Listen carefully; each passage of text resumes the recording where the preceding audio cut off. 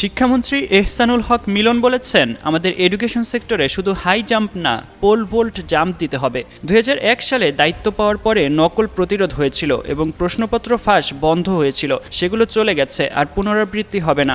বুধবার শিক্ষা মন্ত্রণালয়ে সাংবাদিকদের প্রশ্নের জবাবে একথা বলেন তিনি। ভবিষ্যৎ হোক নিরাপদ, বিনিয়োগ হোক বিশ্বস্ত, আর আমার পছন্দ সল্ট বে। শিক্ষামন্ত্রী বলেন, আমাদের শিক্ষা ব্যবস্থাকে যুগোপযোগী করতে হবে, আমাদের প্রতিযোগিতা করতে হবে বিশ্বের অন্যান্য দেশগুলোর সাথে।